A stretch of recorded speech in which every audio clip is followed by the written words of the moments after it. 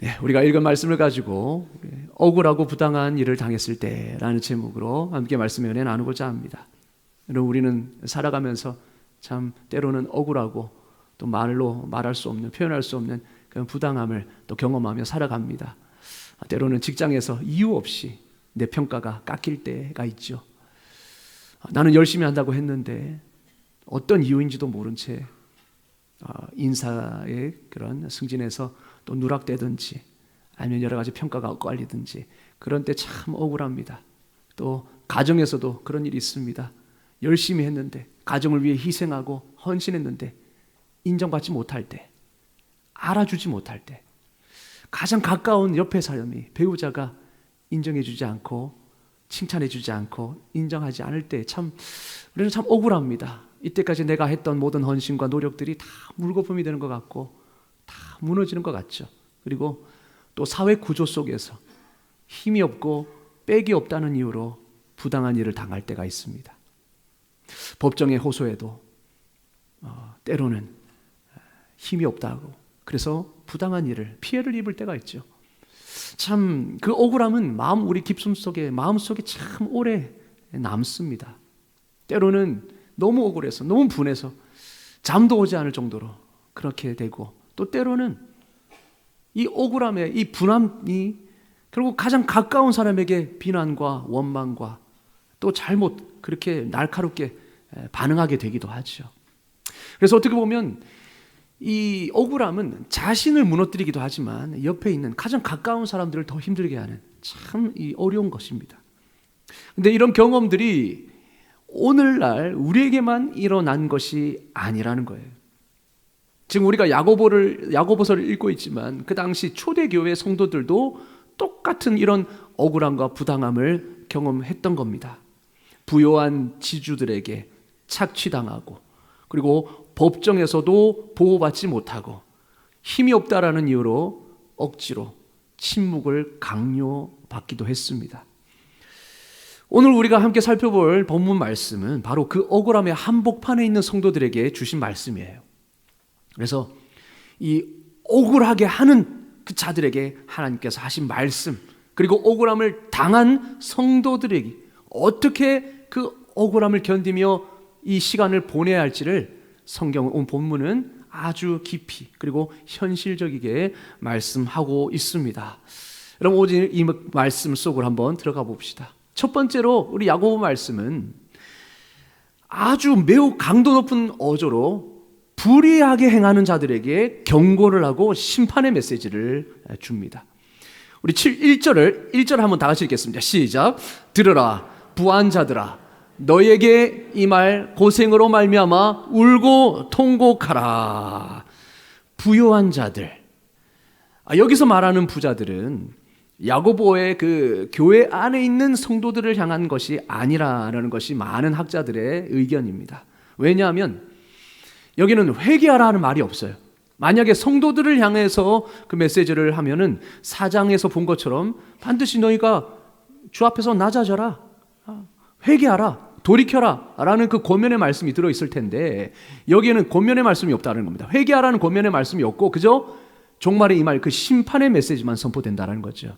그런 이유들을 봤을 때에 이것은 우리 교회 안에 있는 성도들이 억울한 일을 당하는 입장에 있고, 또 밖에 부요한 지주들, 그러한 자들에게 경고의 메시지로 그렇게 올리는 것이다. 그렇게 많은 사람들이, 또 그렇게 학자들이 생각합니다. 그래서 우리가 나중에 보면 7절에 보면 그제서야 형제들아 이렇게 말하죠. 그러니까 형제들아라고 했을 때는 억울함을 당하고 있는 그 성도들을 향한 말입니다. 그래서 이러한 말이 좀 설득력이 있어 보입니다. 그러나 동시에 혹시나 성도 가운데서도 이러한 불의한 사람들이 있으면 회개하라 라는 그러한 의미가 또 포함이 되어 있겠죠. 아무튼 야고보는 그들의 죄, 부유한 자들의 죄를 세 가지로 구체화합니다. 첫째, 그들은 재물을 쌓아두기만 했다라는 겁니다. 2절 3절 다 같이 읽겠습니다. 2절 3절입니다. 시작. 너희 재물은 썩었고 너희 옷은 좀 먹었으며 너희 금과 은은 녹이 쓸었으니 이 녹이 너희에게 증거가 되며 불같이 너희 살을 먹으리라. 너희가 말세에 재물을 쌓았도다. 아멘. 자, 너희 재물은 썩었다. 옷도 젖먹었고 금과 은이 녹이 슬었다. 여러분, 금과 은은 녹슬지 않습니다. 그래서 비싼 겁니다. 그런데 왜 여기서 녹이 슬었다고 말합니까? 그만큼 쓰지 않고 자기를 위해 쌓아두었다는 겁니다. 사용되지 않고 쌓여만 놓은 그 재물은 하나님이 보시기에 녹슨 것과 같다라는 거죠. 여러분, 실제로 1930년대에 미국 대공황이 왔을 때에 너무 어려운 경제였지 않습니까? 그런데 많은 은행 금고에서 사용되지 않은 채 쌓여있던 돈이 발견되었다고 합니다. 그러니까 그 돈이라면 사람을 살릴 수도 있었고 기업을 회생시킬 수도 있었던 돈이라고 하는데, 그게 어떻게 해요? 그냥 금고 안에 쌓여만 있었던 거예요. 그러니까 아무 역할도 하지 못한 겁니다. 야고보가 말한 이 녹슨 재물은 바로 이런 모습이죠. 자기를 위해서 쌓아놓고 있는 것. 여러분, 그 녹이 오히려 그들에게 불리한 증거가 될 것이다, 심판날에. 그렇게 말씀합니다. 그래서 크레이그 블룸버그 우리 교수님은 이렇게 지적합니다. 야고보가 지금 정죄하는 것은 재물을 소유하는 것 그 자체가 아니다. 재물을 소유할 수 있죠. 하나님께서 그 재물의 복을 주실 수도 있습니다. 그러나 그 자체가 아니라 하나님 나라의 목적을 위해 사용하지 않고 자신을 위해서만 쌓아놓는 그것을 지금 지적한다라는 거, 말하는 거죠. 여러분, 우리는 재물의 청지기입니다. 하나님께서 모든 것을 허락해 주셨어요. 우리 일자리도, 그리고 우리 재물도 하나님이 잠시 맡겨주신 겁니다. 어떻게 해요? 왜? 하나님 나라를 위해 사용하라고, 복음을 위해 사용하라고. 그래서 초대교회 수많은 우리 성도들은, 부요한 사람들이 예수 믿고 회심해서 어떻게 합니까? 바울과 같은 복음 전도자에게 많은 재정을 후원을 했고, 또 가난하고 또 힘든 영혼들 교회에다가 헌금을 해서 그들을 보살펴 주었죠. 그렇게 하나님께서는 하나님을 위해, 하나님 나라를 위해 사용하라고 우리에게 재물을 맡겨주신 겁니다. 그러면 하나님 나라를 위해서 우리가 흘려보내야죠. 정말 필요한 사람들을 위해 쓰는 것이 맞지 않습니까? 그런데 자기 자신을 위해서, 자기를 배불리고 자기를 먹이기 위해서 쌓아놓는 거예요. 아무도 사용하지 않고 쌓아놓는 것, 이것을 지금 지적하고 있는 겁니다. 여러분, 우리의 보물은 하늘에 쌓아둬야 될 줄로 믿습니다. 하나님을 위해 사용하는 그 재물이 하늘에 쌓이는 거예요. 여러분, 하늘에 있는 재물은 좀먹지도 않습니다. 썩지도 않습니다. 누가 도둑질해 가지도 않습니다. 그래서 하늘의 보물을 쌓아두라 라고 말씀하는 거죠. 그러나 부요한 자들은 어떻게 했습니까? 그렇게 착취하고 그렇게 번 돈을 자기들만을 위해서 쌓아두었다는 거예요. 여러분, 우리의 보물은 혹시 어디에 쌓아두고 계십니까? 이 땅에서 안락하게 살기 위해서 썩어질 그 금고에 쌓아두고 있습니까? 아니면 하나님의 나라를 위해서 지금도 흘려보내고 있습니까? 여러분, 재물의 청지기직을 또 충실히 감당하시는 저와 여러분 되시기를 주님의 이름으로 축원합니다. 아멘. 사용해야 되는 거예요. 주님을 위해 사용하는 것이 너무나 값진 것입니다.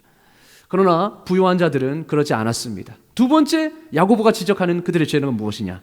일꾼들의 품삯을 부당하게 갈취했다라는 겁니다. 4절 다 같이 읽겠습니다. 4절입니다. 시작. 보라, 너희 밭에서 추수한 품꾼에게 주지 아니한 삭시, 소리 지르며 그 추수한 자의 우는 소리가 만군의 주의 귀에 들렸느니라. 아멘. 마땅히 줘야 할 그 추수꾼들의 품삯을 주지 않았다는 거예요. 실제로 조선 후기에는 이런 일이 많았다고 합니다. 머슴들이 1년 내내 일하고도 주인이 올해 농사가 엉망이야 라는 이유로 1년 내에 일한 품삯을 주지 않았다고 그래요.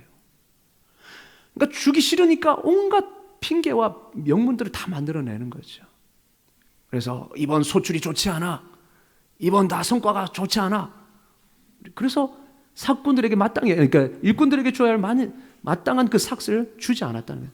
착취한 거죠. 당시 구조, 그 초대교회 때 그 구조도 생각해 보면 부요한 지주들은 가난한 농부나 일꾼들에 대해서 사실상 생사 여탈권을 쥐고 있었습니다. 생사 여탈권이 무엇입니까? 목숨과 죽음을 줄 수도 뺏을 수도 있는 그 권한을 말하는 거죠. 옛날에 지주들도 마찬가지죠. 머슴들을 데리고 있으면서 목숨을 쥐고 흔들 수 있는 권한이 있었습니다. 그런데 그 권한을 어떻게 해요? 자기 유리한 대로 썼다는 거죠. 품삯을 안 줘도, 그리고 빚을 핑계로, 어떻습니까? 고리 대금 엄청나게 매기잖아요. 이자를 엄청나게 매기잖아요. 조금 빌렸는데 이자만 이렇게 불어나서 나중에 결국은 가지고 있는 재물을, 땅을 빼앗는 거예요. 여러분, 예나 지금이나 이 고리 대금이 정말 악한 일입니다. 부당하게 빼앗는 거예요, 사실은. 소송을 걸어서 그들을 빚쟁이로 몰아도 가난한 자들에게는 항변할 힘도 권력도 없었습니다. 그 당시의 구조. 지금도 그럴 수는 있겠죠. 부당한 대우를 받은 일꾼들은 법정에 호소할 힘도 권력도 없었습니다. 왜냐? 그 당시에는 백이 없으면 법정에 호소해도 다 누구 편이었습니까? 힘 있는 자들의 편이었어요. 그러니까 그것도 안 먹히는 거예요. 누구에게 호소하겠습니까, 그들이? 그냥 당하고만 있었던 거죠. 부자들은 그것을 악용한 것입니다. 아무 말도 못할 것을 알고 그것을 악용해서 착취한 거죠. 옛날에 산업혁명 때 영국에도 그런 일이 일어났지 않았습니까? 꼬마들을, 어린 아이들을 노동력으로 착취해서 14시간 동안 하루 종일 일을 시키고, 그리고 그 당시에 공장에 일을 하다가 예를 들면 사고가 나도 책임져 주지 않고 그냥 그들을 쫓아내버렸어요.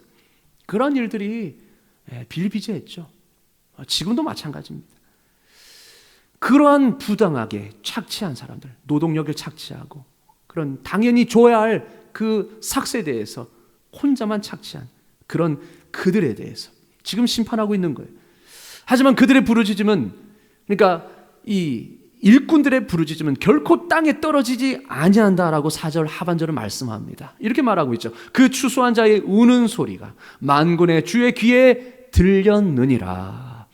여러분, 그들은 어디에서도 호소할 데가 없었습니다. 세상은 그들의 말을 듣지 않았어요. 그러나 누구는 들으신다는 것입니까? 하나님, 우리 공의로우신 하나님은 그들의 소리를 들으셨다라고 말씀합니다. 이미 들으셨다라는 거예요. 그리고 행동하실 준비가 되셨다라는 거예요. 여러분, 세 번째 그들의 죄는 무엇이었느냐? 그들은 사치와 방종 속에 살았습니다. 그렇게 상대방의 인생은 그렇게 파멸로 몰아가면서 자신만 배를 불렸다는 거예요. 5, 6절입니다. 너희가 땅에서 사치하고 방종하여 살육의 날에 너희 마음을 살찌게 하였도다. 살육의 날에 너희 마음을 살찌게 하였다. 이 말이 무슨 말입니까? 여러분, 도살을 앞둔 짐승이 빼빼 마릅니까? 아니면 살이 찝니까? 당연하죠. 상품의 가치가 있기 위해서는 엄청난 살을 찌웁니다. 근데 도살당하는 앞둔 그 짐승은 왜 주인이 나를 이렇게 많이 먹이지? 행복해. 몰라요. 마치 부유한 자들도 이와 같다라는 겁니다. 너희가 끝에 어떤 일이 일어날 줄 모르고 지금 너희 배만 살찌우고 있다. 이렇게 말씀하는 거예요. 그리고 6절은 그들의 죄가 단순히 무관심을 넘어선다라고 고발합니다. 6절입니다. 다 같이 읽겠습니다. 시작. 너희는 의인을 정죄하고 죽였으나 그는 너희에게 대항하지 아니하였느니라. 의인을 정죄하고 죽였다. 이때 의인은 바로 힘없고 약한 사람들을 말하는 것이죠. 그들을 정죄하고 죽였다. 이는 부유한 지주들이 이 사법제도를 통하여서 가난한 농부들의 땅과 생계를 빼앗은 것을 말하는 겁니다. 여러분, 그들이 그 가난한 자들 겨우 가지고 있는 그 땅마저, 부모님께 받은 그 땅마저 빼앗긴 거 어떻게 살아갑니까? 결국 그들은 안타깝게 죽음을 맞이하거나 인생이 좌절로 그렇게 살아가는 사람들이 참 많은 거죠. 여러분, 이 부자들의 가장 근본적인 문제는 무엇이겠습니까? 그들은 심판자이신 그 하나님의 역할을 스스로 빼앗았다라는 것입니다. 의인을 정죄하고 라고 했죠. 여러분, 정죄할 수 있는 권한은 오직 하나님밖에 없습니다. 하나님께서 하나님께서 공의로우시기 때문에 모든 것을 아시는 분이시고 모든 것을 옳게 판단할 수 있는 유일한 분이시기 때문에 그분만 정죄하실 수 있는 거예요. 그런데 그들은 그 일꾼들의 그 생사 여탈권이 자기에게 있는 줄 알고 자기 마음대로 그들의 목숨줄을 주었다 폈다 했던 거예요. 하나님의 자리를 스스로 찬탈한 것입니다. 누구든 자기 마음대로 죽이든지 살릴 수 있든지 할 수 있다라고 그렇게 오만하게 생각했던 거죠. 그래서 그들의 생사 여부를 자기들이 결정했습니다. 여러분, 지난주 우리 본문에서 우리가 살펴보았죠. 형제를 비방하고 판단하는 자는 결국 누구의 자리에 오른 것이다? 하나님의 자리에 자식이 스스로 오른 것이다. 그래서 스스로 판단하고 하나님만이 하실 수 있는 그 판단을 자기가 하고, 그래서 형제를 비방하고 판단한다, 이렇게 말씀하셨죠. 똑같습니다. 이들은 가난한 자들의 생사를 결정하는 자리에 스스로 올라 앉은 것입니다. 하나님의 자리를 찬탈한 것이죠. 여러분, 다시 한번 말씀드립니다. 입법자와 재판관은 오직 하나님 한 분뿐인 줄로 믿습니다. 아멘. 우리는 순종하는 자리에 있는 거예요. 근데 여기서 우리가 한 가지 좀 분명히 해야 될 것은, 누군가에 대해서 이 결정할 권한을 갖고 있다는 그 사실 자체가 죄는 아니라는 겁니다. 여러분, 우리가 살다 보면 우리가 임금을 주는 자리에 있을 수 있고, 고용주의 자리일 수 있고, 고용 또 피고용인의 자리에 있을 수도 있죠. 고용주가 되었다고 무조건 죄가 아니라는 거예요. 여러분, 오해하시면 안 됩니다. 고용주가 정당한 사유와 절차에 따라 인사 결정을 내리는 것은 지금 야고보가 지적하는 죄가 아닙니다. 야고보가 지금 정죄하는 것은 뭐냐? 약자가 항변할 힘도 없고 법적 구제의 길도 없다는 것을 잘 알고 그 권한을 정당한 절차 없이 자기 이익과 그리고 사치를 위해 휘두르는 것을 말하는 거죠. 그 권한을 악용해서 억누르는 것을 말하는 것입니다. 문제는 권한을 가진 것이 아니라 그 권한 앞에서 하나님을 무시하고, 그 권한 위에 하나님이 계시는데 그 권한 위에 자기가 앉아서 자기 마음대로 그 권한을 휘두르는 것을 말하는 것입니다. 여러분, 다시 한번 우리가 기억합시다. 우리가 어느 자리에 있든지 우리가 기억해야 할 것은 바로 이것입니다. 입법자와 재판관은 오직 하나님 한 분이시라는 겁니다. 우리는 그분의 뜻대로 순종해야 할 위치에 있다라는 거예요. 그 누구도 하나님의 자리를 올라설 수가 없는 것입니다. 두 번째, 이제 야고보는 억압하는 자들에게서 억압받는 자들에게로 시선을 옮깁니다. 이제 그들에게 권면을 하죠. 형제들아, 바로 야고보 교회 성도들을 말하는 것입니다. 그들 가운데는 이렇게 가난하고 억압받는 성도들이 많았던 것 같습니다. 이렇게 말하죠. 7절 다 같이 읽겠습니다. 7절입니다. 시작. 그러므로 형제들아, 주께서 강림하시기까지 길이 참으라. 아멘. 여러분, 그러므로라는 말은 앞에 문맥을 이어받는 말입니다. 한마디로 앞에는 무슨 말을 했습니까? 가난한 자들의 부르짖음을 하나님은 들으신다. 그래서 말세 마지막 심판날에 반드시 불의한 자들을 하나님은 심판하실 것이다 라는 그 말씀, 그 말씀이 주어졌고, 그렇기 때문에 그러므로 그것을 믿고 길이 참으라 라는 거죠. 여기서 길이 참으라 라는 단어는 단순히 이를 악물고 버텨내는 그런 수동적인 인내가 아닙니다. 야고보는 이를 농부의 모습으로 설명하죠. 바로 7절 말씀입니다. 보라, 농부가 땅에서 나는 귀한 열매를 바라고 길이 참아 이른 비와 늦은 비를 기다리나니. 여러분, 농부가 비를 내리게 할 수 있습니까? 그거는 하나님의 소관입니다. 그러나 그렇다고 해서 농부가 아무 일도 하지 않고 기다립니까? 아니죠. 내가 할 수 있는 일을 열심히 최선을 다해 하고 그 비를 기다리는 겁니다. 마찬가지, 길이 참고 기다리라는 것은 바로 이런 의미예요. 그냥 무작정 하나님만 기다리는 게 아니라 내가 할 수 있는, 내가 지금 해야 될 일들을 부지런히 하는 것이죠. 그게 무엇입니까? 하나님을 더 알아가고, 그리고 내 믿음을 더 굳건하게 지키고, 하나님께 더 가까이 나아가는 일이 무엇인지, 그리고 하나님 나라를 위해 내가 행해야 하는 사명이 무엇인지, 그 사명을 붙들고 내 있는 자리에서 그 사명을 충실하게 감당하는 그 일들을 말하는 거예요. 여러분, 농부가 어떻습니까?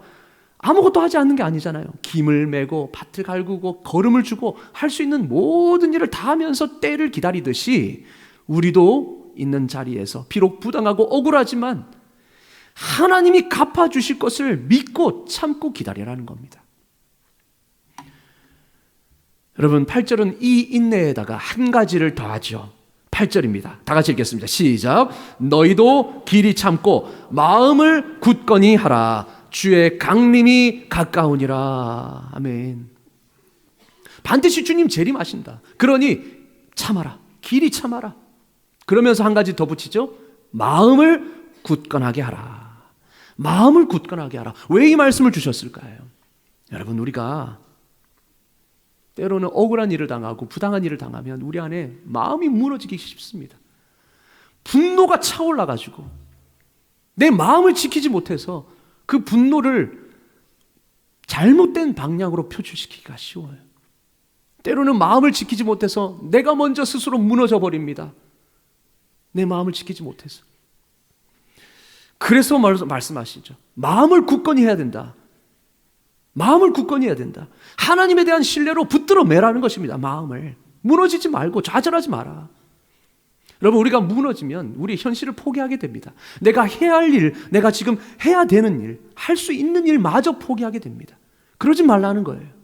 있는 자리에서 길이 참고 마음을 굳건히 해라. 그러면서 9절에서 야고보는 매우 중요한 경고를 덧붙이고 있습니다. 9절 다 같이 읽겠습니다. 시작. 형제들아, 서로 원망하지 말라. 그리하여야 심판을 면하리라. 보라, 심판주가 문 밖에 서서 계시니라. 형제들아, 서로 원망하지 말라. 여러분, 이 말씀이 중요합니다. 생각해 보십시오. 같은 억압과 고난을 겪고 있는 형제들이라고 해도 그 어려움 앞에서 반응하는 행동들은 다 다릅니다. 그렇지 않습니까? 같은 억울함과 부당함을 당한 사람이 있어요. 그런데 각자마다 그 반응이 다 다르다는 겁니다. 어떤 사람은, 유한 사람들은 한번 참아보자. 그래도 참고 견뎌야지 어떻게 하겠느냐. 그렇게 하는 사람이 있고, 또 어떤 사람은 정의감에 타오르는 사람들은 왜 우리가 이렇게까지 당해야 하느냐라고 분노합니다. 목소리를 냅니다. 또 어떤 사람들은 누구 때문에 이 지경이 됐냐? 서로 비난하고 원망하고 손가락질합니다.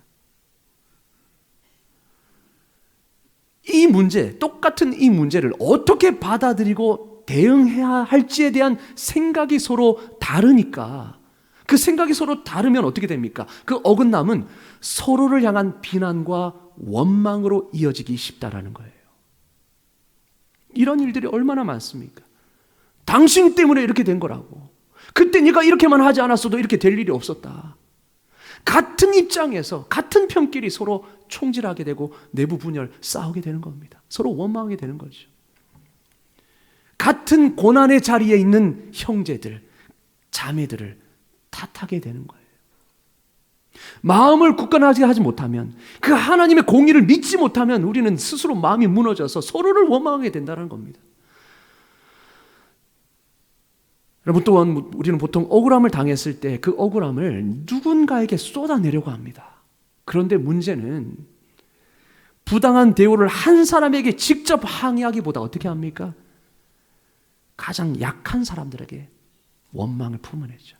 그 화살을 약한 사람에게 쏟아냅니다. 그게 누굽니까? 내 옆에 있는 사람, 가족들, 만만한 사람들, 내 밑에 있는 사람들.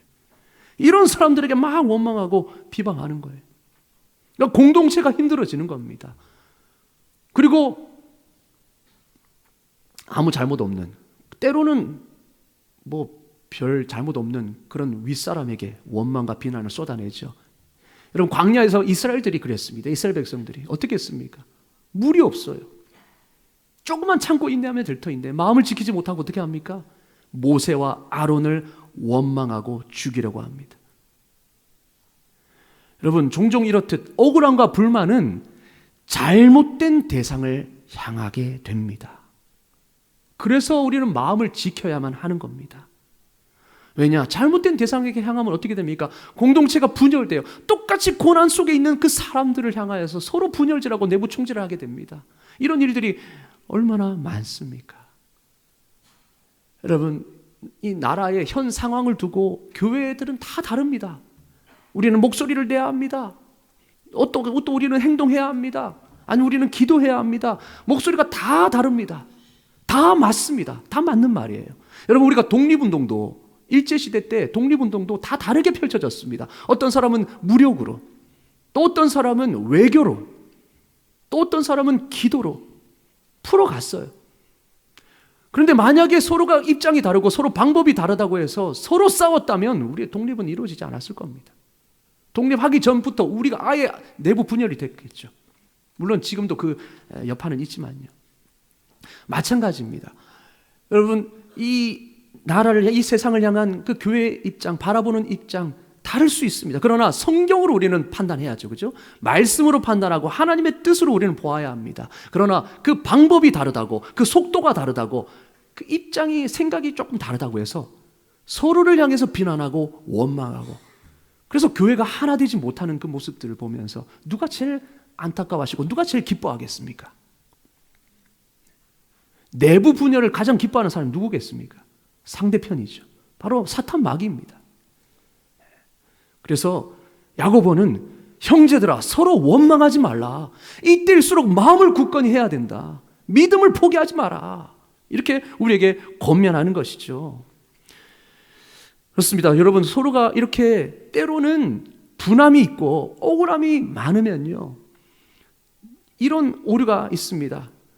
서로 형제를 향해서 원망하고 비판하는 이 모든 것이 또 다른 형태의 판단으로 이어지는 거예요. 그러니까 내가 심판의 자리를 앉게 된다는 것입니다. 이것을 지금 지난주에도 경고하고 있고 지금도 경고하고 있어요. 억울하다고 해서, 내가 피해자라고 해서 네가 스스로 입법자가 되지 말라는 겁니다. 그래서 야고보는 다시 한번 선언하죠. 심판주는 밖에 계시다. 심판주는 네가 아니야.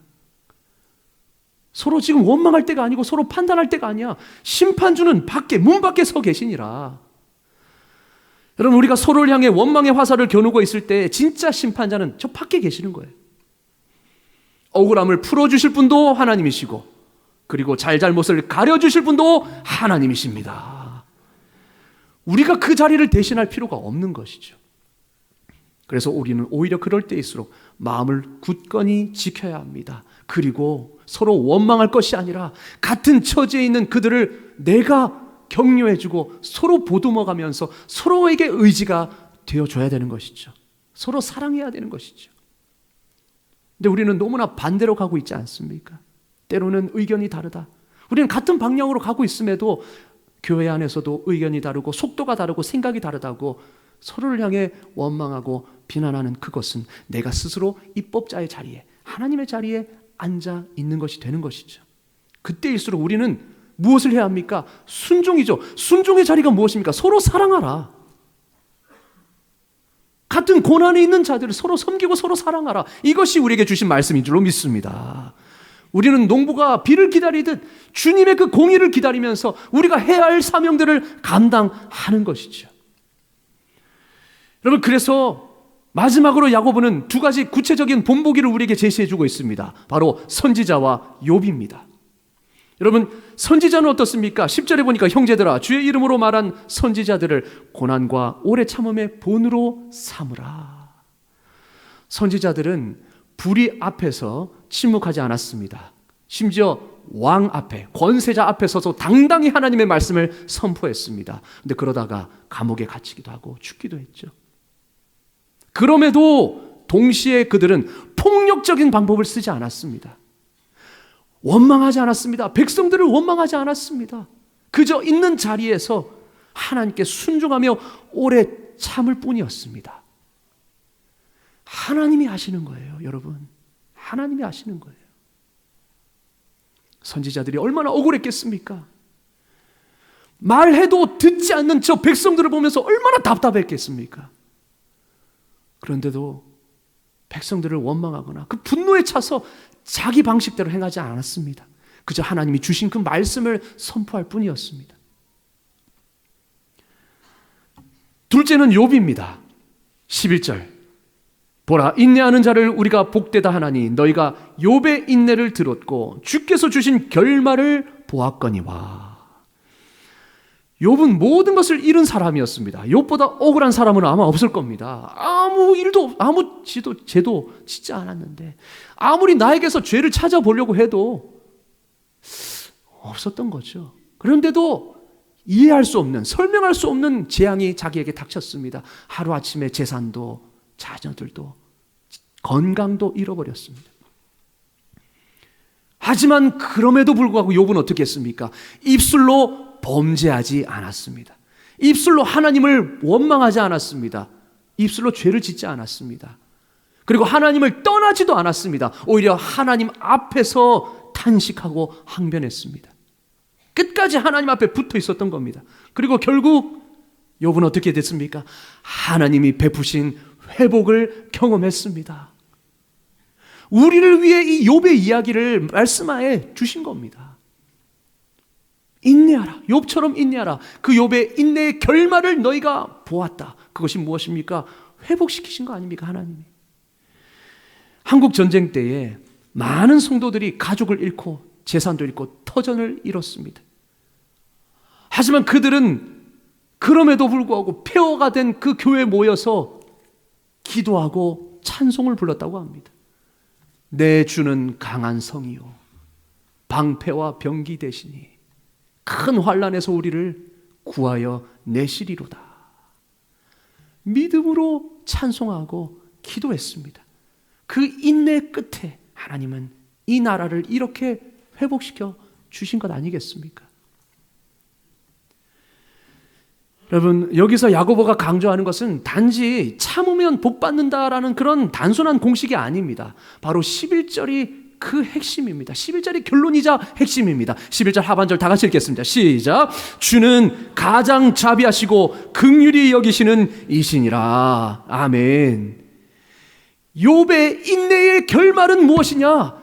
주는 가장 자비하시고 가장 긍휼이 많으신 분이심을 경험한 것입니다. 여러분, 욥이 인내한 후에 만난 하나님은 어떤 하나님이었습니까?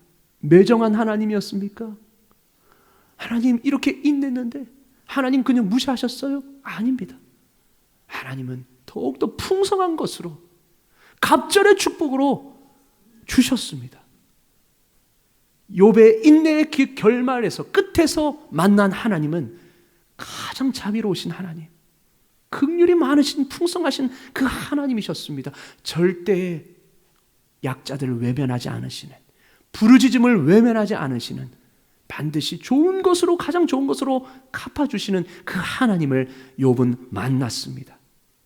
그 인내의 끝에서 만난 우리의 하나님, 그 하나님이, 욥이 만난 하나님이 우리의 하나님이신 줄로 믿습니다.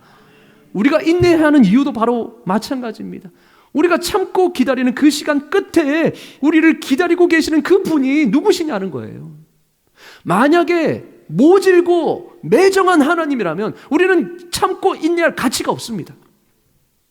그러나 그 하나님이 자비로우시고 은혜가 풍성하시고 갑절로 복을 베푸시는 그 하나님이기 때문에 우리는 참고 인내할 가치가 있는 것이죠.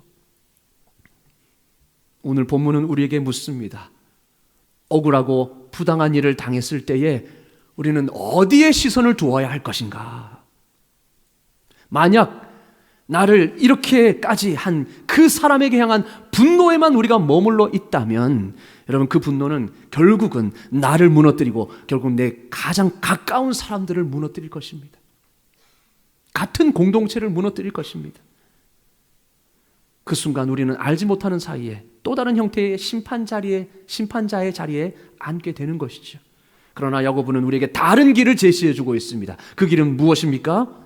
모든 부르짖음, 세상이 듣지 아니하는 그 약자의 부르짖음도 들으시는 그 하나님을 믿으라는 것입니다. 그리고 가장 공의로 심판하실 그 하나님을 끝까지 믿고 농부가 비를 기다리듯 그 때를 기다리며 우리가 할 수 있는 최선의 것을 다하자는 것이죠. 그리고 그 기다림 속에서 서로를 원망하는 대신에 같은 처지에 있는 서로를 격려하고 마음을 서로 굳건하게 세워주는 그 일들을 감당하자는 것입니다. 그럴 때 우리 공동체 안에서 주님이 주시는 또 다른 은혜로 우리는 이 세상을 버텨갈 힘이 주어지고 또한 또 다른 사명의 길이 우리에게 주어질 줄로 믿습니다. 여러분, 그래서 교회가 중요한 것입니다. 그래서 교회가 이 땅의 유일한 희망이라는 것입니다. 왜 그렇습니까? 세상은 억울한 일을 당하면 분노하라고 말합니다. 목소리를 내라고 말합니다. 물론 목소리 내야 합니다. 그러나 정당하지 않은 방법으로 때로는 서로 원망하고 분열시키면서 서로 총질을 하며 그렇게 나아가라고 하고 있죠. 그러나 주님은 뭐라고 말씀하십니까? 내가 갚아주마. 그 일은 내가 한다. 너는 단지 네가 해야 될 그 사명에 집중하거라. 심판자의 역할은 내가 할 것이다. 그러니 어떻게 합니까? 그 억울함 속에서도 마음을 굳게 지키는 것이죠. 내가 해야 할 그 사명, 사랑의 사명을 감당하는 것입니다. 그때 우리 세상은 밝아질 수 있지 않겠습니까? 우리 교회가 유일한 희망이 될 수 있지 않겠습니까? 여러분, 오늘 공의로우신 그 하나님을 바라봅시다. 분노의 대상을 우리가 바라보는 것이 아니라 그 공의로우신 하나님을 바라봄으로 참고 길이 참고 또 마음을 굳건하게 함을 통하여서 그 하나님의 욥이 만난 그 욥의 인내의 결말 끝에 만난 그 하나님, 그 자비로우시고 긍휼이 많으신 하나님을 우리도 만날 수 있기를 주님의 이름으로 축원합니다. 아멘. 기도하겠습니다. 하나님 아버지, 죄로 인해서 타락한 이 세상에 불의가 있을 수밖에 없고 때로는 이해할 수 없는 일들이 참 많이 일어납니다. 그때마다 우리는 마음에 분노가 치밀어 오르고 마음이 나뉘어지고 서로 원망하며 비난하며 탓을 하게 됩니다. 하지만 하나님, 그럴 때일수록 공의의 하나님을 더 크게 바라보게 하여 주시옵소서. 세상은 우리의 목소리를 외면하지만 만군의 주이신 우리 하나님은 우리의 부르짖음과 우리 소리를 이미 듣고 계시는 줄로 믿습니다. 인내 끝에 욥이 만난 그 하나님이 자비와 긍휼을 풍성하신 하나님이신 줄로 믿사오니 우리도 주님의 공의를 기다리며 길이 참게 하시고 마음을 잘 지켜 우리 옆에 있는 지체들을 오히려 더 아끼고 격려하고 사랑할 수 있는 우리가 되게 하여 주시옵소서. 다시 오실 우리의 심판주 예수 그리스도의 이름으로 간절히 기도드리옵나이다. 아멘.